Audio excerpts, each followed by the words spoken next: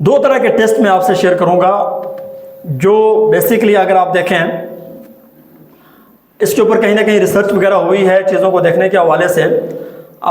جب ہم دیکھتے ہیں کہ کیریئر ہمارا کیا ہے اور کس طریقے سے ہمیں کیریئر کو آگے لے کے چلنا چاہیے. سوال آپ سے ہے کہ آپ کا کیریئر پرسنالٹی جو ہے وہ جو آپ نے اپنے ذہن میں رکھی ہے وہ کیا ہے. اس کے لیے ایک ریسرچ ہوئی ہے جو میں آپ سے شیئر کرنا چاہوں گا اور انشاءاللہ امید یہ ہے کہ وہ آپ کے لیے انتہائی فروٹفل ہوگی. نظر آ رہا ہے سب کو؟ اچھا چلیں، جن کو نظر نہیں آ رہا تو وہ پھر دوسروں سے پوچھ کے آگے بڑھیں، اور امید کرتے ہیں یہ ویڈیو وغیرہ بن رہی ہے تو وہ پھر سر انشاءاللہ آپ سے شیئر کر لیں گے، اس کو ڈیٹیل کے ساتھ آپ دیکھ لیں گے. اچھا، یہ ہیں امریکن ریسرچر ہالینڈ.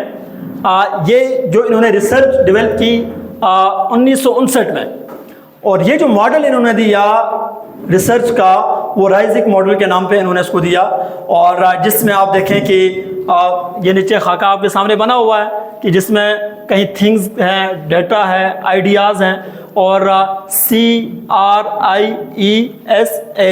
یہ اس کے اندر آتا ہے. اب تھوڑا سا اس کو دیکھتے ہیں،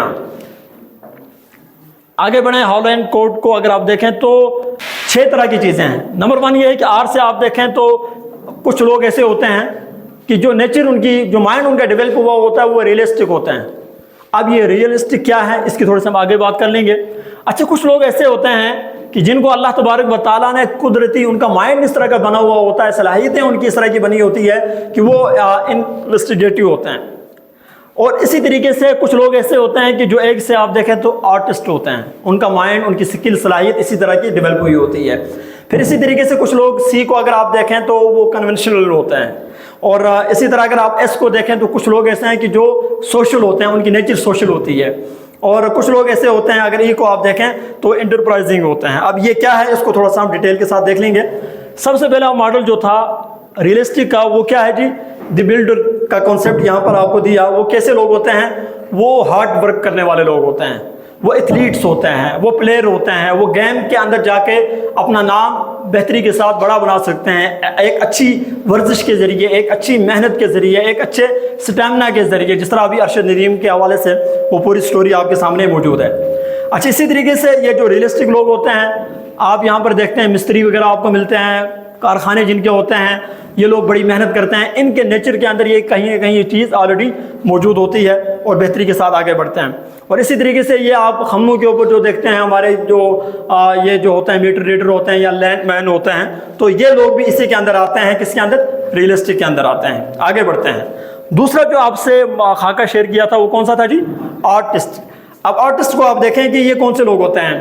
یہ آئیڈیاز کو لینے والے لوگ ہوتے ہیں، یہ پینٹنگ کرنے والے لوگ ہوتے ہیں، یہ کچھ ایسا جو ان کے مائنڈ میں ہوتا ہے وہ اس کو وائٹ بورڈ کے اوپر اتارنا اور پرنٹنگ کے ذریعے، تصویروں کے ذریعے اس کو بتانا ان کو بڑا اچھا لگتا ہے. اور ان لوگوں کا مائنڈ جو ہے وہ اس طرح کا ڈیولپ ہوا ہوتا ہے کہ ان کے اندر اللہ تبارک و تعالیٰ نے یہ والی جو سکل ہے یہ بڑی بہتری کے ساتھ جو ہے وہ ڈیولپ ہوئی ہوتی ہے.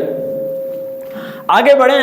جو ہمارے پاس ہالینڈ کوڈ میں E کے ساتھ انٹرپرائزنگ تھا، جس میں آپ کہہ سکتے ہیں کہ دی پریزیڈنٹ جو سپیکرز ہوتے ہیں، موٹیویشنل سپیکر ہوتے ہیں، ٹیچرز ہوتے ہیں، اساتذہ ہوتے ہیں، مربی ہوتے ہیں، خطیب ہوتے ہیں، ان کو بولنا بڑا اچھا لگتا ہے، الفاظ کے ساتھ کھیلنا بڑا اچھا لگتا ہے، وہ لفظوں کے ذریعے لوگوں کے دلوں کو جیتنا ان کے لیے بڑا اچھا ایک لطف اندوز عمل ہوتا ہے. تو یہ وہ چیزیں ہیں جو ان کے لیے کہیں نہ کہیں موجود ہوتی ہیں. تو اللہ تبارک و تعالیٰ نے ان کے مائنڈ کے اندر اس چیز کو بہرحال بہت بہتری کے ساتھ آپ کہہ سکتے ہیں کہ ڈیولپ کیا ہوتا ہے اسکل کو.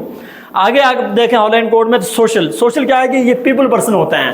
پیپل پرسن سے کیا مراد ہے کہ یہ لوگوں کے لیے جیتے ہیں. جو میں نے ابھی پہلے سٹوری آپ کو سنائی، ان کو بڑا اچھا لگتا ہے لوگوں کی خدمت کرتے ہوئے.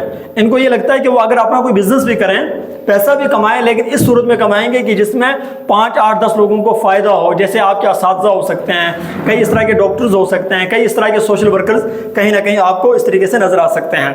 اور آگے آپ دیکھیں تو یہ جو کنونشنل کی ہم نے بات کی تو یہ آرگنائزر لوگ ہوتے ہیں، یہ آرگنائزڈ ہوتے ہیں.